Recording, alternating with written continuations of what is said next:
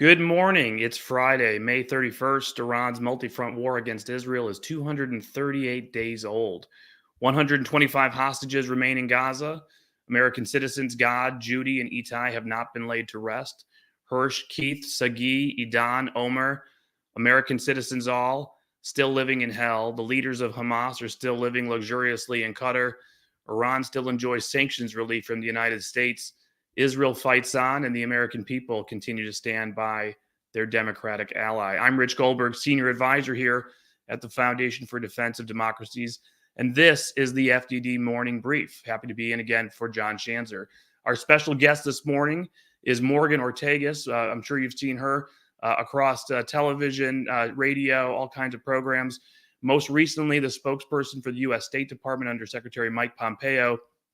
Morgan's been a good friend for a long time, served in the Treasury Department, USAID, as an intelligence officer in the U.S. Navy. She's the founder of Polaris National Security. She's actually just returned from a visit to Israel, where she interviewed Prime Minister Benjamin Netanyahu for her own show, the Morgan Ortagus Show on SiriusXM. We'll hear more about her visit and the interview in just a few minutes.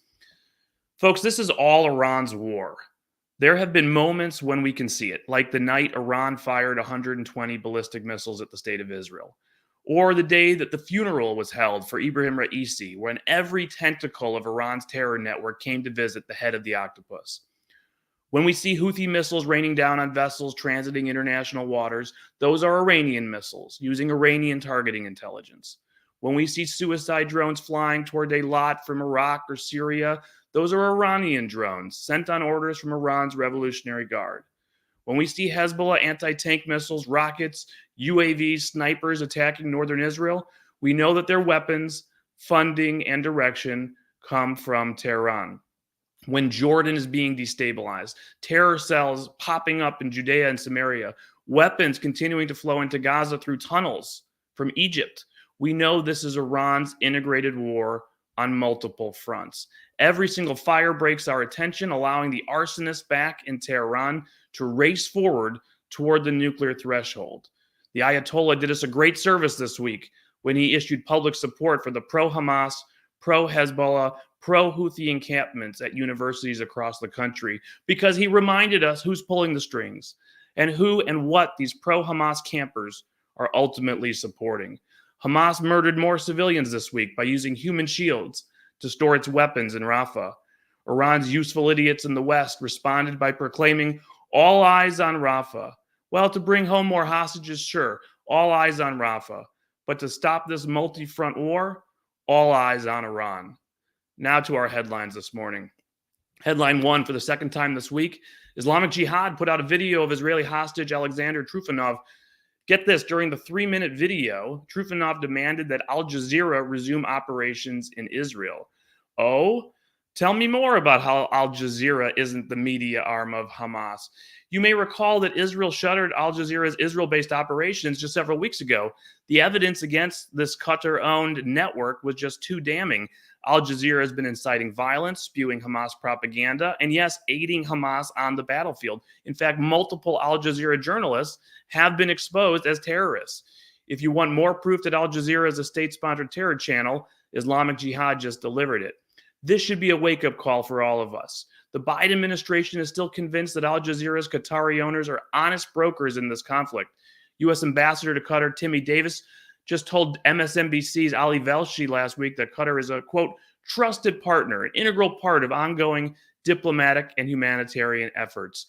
Our energy would be better spent stripping Qatar of its major non-NATO ally status, calling out Qatar for what it is, a state sponsor of terrorism. Headline two, the United Nations hosted a tribute to Iranian President Ibrahim Raisi this week, just yesterday, in fact. It's traditional for the UN to honor fallen leaders, but Raisi is not exactly your everyday head of state. He's a man who terrorized his own people for decades, overseeing the prosecution, imprisonment, torture, and execution of thousands. That doesn't even include the savagery he unleashed abroad through his own network of terror proxies. That's why the U.S. boycotted the tribute. That's great. An unnamed U.S. official told Reuters that the UN should be not supporting the Iranian dictators, the murderers. They should be supporting the Iranian people instead. Good statement. If only the administration truly believed that. it certainly has a funny way of showing it. The administration's already issued formal condolences for Raisi's death. Our deputy ambassador at the UN stood for his moment of silence at the Security Council. And oh, wait, there's the matter of U.S. policy that showers Tehran with billions of dollars in sanctions relief. Headline 3, UNRWA's Commissioner General Philippe Lazzarini publishing an op-ed in the New York Times this week. It was a shameful defense of a UN agency that has been fully exposed as a terror sponsor and collaborator. Lazzarini tries to lament the ruin of more than 170 UNRWA facilities. He attacks Israel for detaining UNRWA personnel, lambasts Israel for portraying UNRWA as a de facto terrorist organization. Here's what he doesn't want you to know. All those ruined facilities, Hamas was using them as command centers, weapons depots, launch pads for attack. The personnel colluding with Hamas, or worse, Hamas members themselves. Why does Israel view UNRWA as a terrorist organization? Why should we? Because UNRWA is part of the Hamas network in Gaza. It has been sponsoring terrorism. It has been collaborating. While Congress has thankfully prohibited U.S. funding for UNRWA through next March, the Biden administration is actively working to get more countries donating to UNRWA right now. That's reprehensible. UNRWA continues to reveal itself as a Hamas sponsor on a daily basis, and it's long past time to consider the obvious next step, imposing terrorism sanctions to cut off this agency's flow of money. Headline 4, Syrian dictator Bashar al-Assad made a rare trip to Iran. It was Assad's first time in Iran in 2 years. Assad offered his condolences for Raisi's death. Remember, Tehran and Damascus are longtime allies. The Islamic Republic provided Bashar al-Assad political and, more importantly, material support as he massacred his own people for more than a decade. That alliance endures today, and Iran uses Damascus as a hub for the flow of advanced weapons into the hands of Hezbollah and other militias. There is a reason the Israeli Air Force conducts strike in Syria from time to time. It's absolutely central to the IRGC's Ring of Fire strategy to surround and engulf the state of Israel. All right, it's time to catch up with Morgan Ortagus. Morgan is a powerhouse, having served at U.S. Department of Treasury, USAID, State Department spokesperson, now the founder of Polaris National Security, a host of her own show on SiriusXM. She's just returned from a trip to Israel. I can't wait to talk to her about it. She's joining us now to talk about her trip, her interview with Benjamin Netanyahu, live here on the FDD Morning Brief.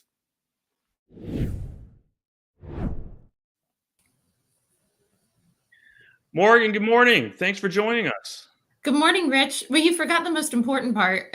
You and I are U.S. Navy veterans. Absolutely. Go Navy, beat Army. I've always wanted to know, how did Mike Pompeo take that? Was he chafed by that as an Army guy?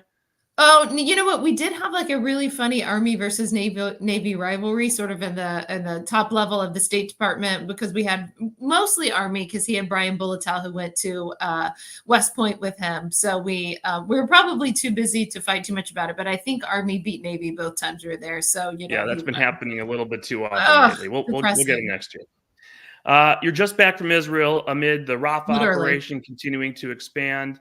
Hezbollah escalating on the northern border. Israeli politics are doing what Israeli politics do. Give us your key takeaways from your visit. Yeah, thanks so much for having me. It was, I love living in Nashville, Tennessee. It's such a great place. The downside is trying to get back to Nashville, Tennessee. So I had about 27 hours of travel to get back. So I'm literally, you guys are the first thing that I'm doing coming back. So I went there principally because I had been bugging and asking Prime Minister Netanyahu's office to do an interview with me for the Morgan Ortagus show, which you have been on, I think, more than once. We love having you on. It's every Sunday on SiriusXM from 11 to 1 East, the Patriot Channel 125. So the interview in its entirety will be aired there, but on the show. But I also had the privilege of meeting with Gallant, Gantz, Dermer, and others. These names are all familiar to you and your podcast listeners, I know. I would say that it was, I was there in January, and in January, and I'm sure you've been to Israel since October 7th. In January, everybody felt, Rich, like it still felt very shell shocked, right? Like you could just tell that everybody had been traumatized. Thankfully, now at the end of May, when I was there, I feel like a lot of that trauma has worn off, and they're still incredibly focused on defeating Hamas, as they should be. You know, these terrorists have said that they will continue to do October 7th over and over and over again if they can. So you can't give them the capability to survive. So I felt somewhat of a digging in of their heels. We also came at a really precarious time in the sense that we landed. I did not expect the whole conversation to be about the ICC, but they were inflamed about it. So I know that you've talked about it on your show. Just to give a little context to your viewers and listeners, ICC, International Criminal Court. When Rich and I were in the Trump administration, we sanctioned the ICC. Secretary Pompeo did, because they were trying to come after our soldiers in Afghanistan, which was like definitely not going to happen. And Mike Pompeo basically gave the ICC the big middle finger, and we did sanctions against them. So of course the ICC has come out and said that they're going to go after Netanyahu and Gallant and maybe others. And there was a real bipartisan, I believe, movement in the Congress to sanction the ICC. They have no jurisdiction over the U.S. They have no jurisdiction over Israel. You know, if they want to go after people, they're supposed to be going after lawless states where you don't have the rule of law, where you don't have like a military, courts to punish members of the military who may act, outside of the general rule of law. So that's what they should be focused on instead. I don't know how many people know this, but they totally lied, not only to the Biden administration, but to Israel, to everybody involved. They had prosecutors, people from the ICC, who were getting ready to board planes to come to Israel to start cooperating, on what was going to happen.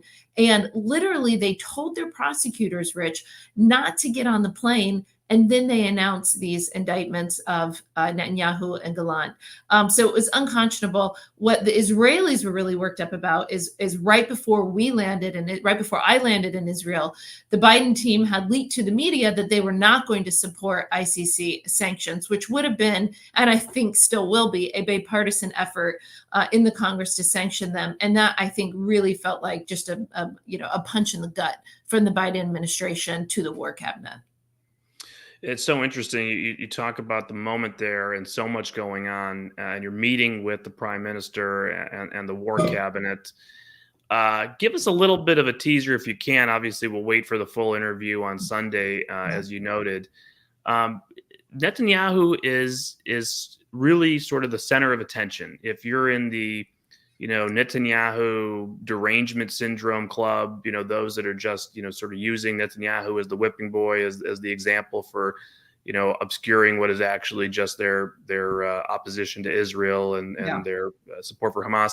He's the center of attention, center of news stories.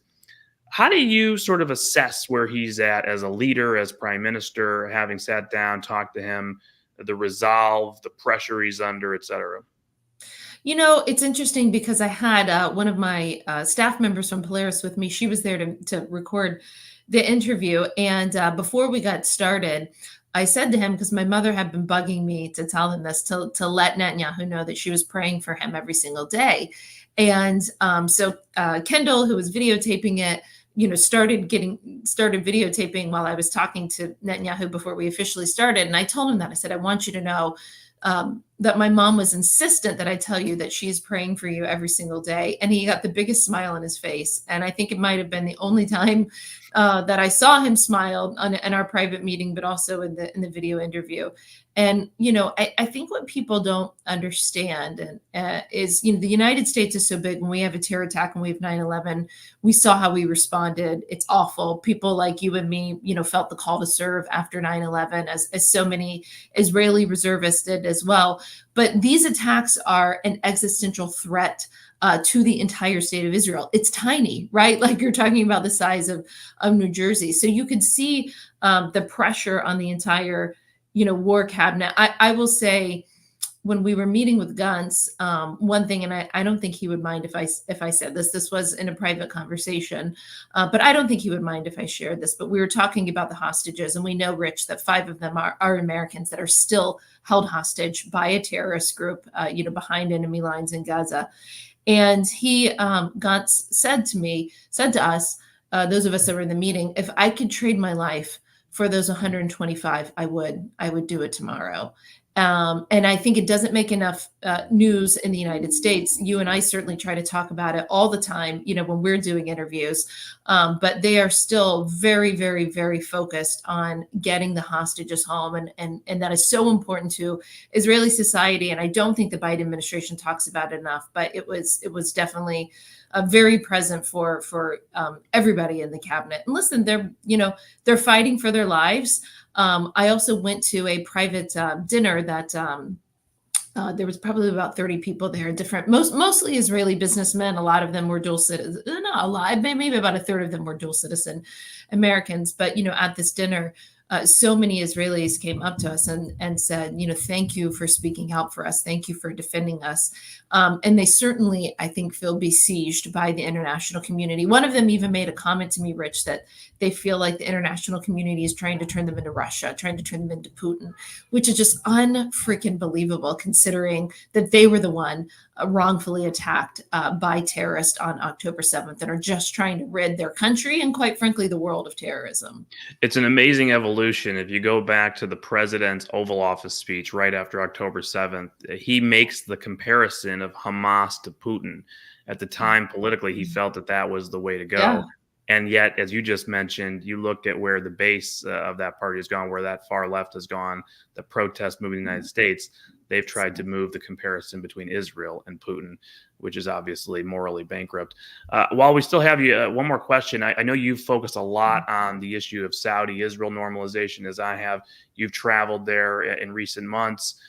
You've been very plugged in with what Senator Graham and others are doing through Polaris. Curious, Jake Sullivan, the National Security Advisor, recently visited Riyadh and Jerusalem. There's a lot swirling on Capitol Hill right now, a sense that there might be some bilateral agreements coming forward that will exclude the normalization piece, but maybe in a way that sort of frames it up in a way to pressure Israel. Doesn't sound great to me, but what are you hearing, if anything? Yeah. What are you expecting? I don't know that they're going to get there, that the administration will get there. We'll see. The scuttlebutt, the word on the street is that the Saudis and the U.S. have sort of finished their piece of the negotiation. And, first off, I think it's important to give context. If the Biden administration had not tried to make Saudi Arabia a pariah at, 3.5 years ago, whenever they came into office, they spent all of 2021 in the campaign trying to do that. If they had not, been unable to even utter the word Abraham Accords, which is, of course, 4 peace deals between Israel and Arab states that Trump negotiated, the first in 26 years. If they couldn't even say the word, literally, the Associated Press had to shame them into it. So I think if they had embraced the Abraham Accords, if they had not taken on Saudi Arabia and instead taken on Iran and not allowed what's happened in the last 3 years, Iran to proliferate their, getting billions of dollars in sanctions relief, giving that money to terrorism, ballistic missiles, if they had continued the policies of the Trump administration, they may have actually already had peace between Israel and Saudi. I feel like Saudi was ready to do it. Netanyahu was ready to go there. They talked about all of it publicly, which is really weird. As you know, in the Trump administration, Rich, the media, everybody was surprised with Abraham Accords because we did the work and then announced it. They've sort of announced, their negotiations out loud to the media, which is just from a policy perspective, bizarre to me. So I say all this to say, if they don't get to Saudi-Israel normalization, they only have themselves to blame. They literally probably could have gotten this in year 1, if not year 2, if they had done the opposite of what they did from a policy perspective. I think that while Saudi-Israel normalization, I think, is important to many Israelis, what's clearly more important to them is the defeat of Hamas and getting the hostages home. And that has to be, I think, when you look at the priority list of what Israeli citizens and voters care about, I think they care about that more. Listen, I always want peace for Israel, always, right? I don't care who gets it, a Democrat or a Republican. Saying that, I also don't want, I got to plug in my computer 1 second before it goes dark. What I don't want is a situation, like you said, where Israel is put in a box, to accept an agreement that may not be palatable to them. So I think it remains to be seen. I lived in Saudi Arabia. I was the treasury attaché there. We've come a long way in our relationship with the Saudis. They are certainly not a perfect friend or ally. Not many people are. But, saying that, if the administration doesn't get to the normalization, I think they can't blame Netanyahu. They only have themselves to blame. They could have gotten this 3 years ago. It's their own policies of empowering the Islamic Republic of Iran that brought us to the October 7th attacks, that brought us to the chaos and tumult that we see in the Middle East. And by the way, I would add, this is incredibly important because you talked about Iran at the beginning of your show. Remember that, at the IAEA, which I think is on June 3rd, according to the Wall Street Journal and other publications, it was the United States pressuring the E3, pressuring the Europeans to go easy, to go soft on Iran at the IAEA, which makes no sense because we know, listen, you don't have to look at intelligence reports to know this. This has been widely reported. We know Iran is closer than ever to a nuclear weapon. So, Rich, I'm concerned that no matter who wins in November, there's going to be a list of options of what to do with Iran when they are dangerously close, if not days away from a nuclear weapon. And as you and I both know, those options are kinetic and not great options. Morgan Ortagus, we'll leave it there. Thanks so much for joining us live today. You can catch her on Sunday morning with her Sirius XM show on the Patriot Station, and look forward to hearing the full interview with Prime Minister Netanyahu. Thanks so much, Rich. Thanks to FDD for having me.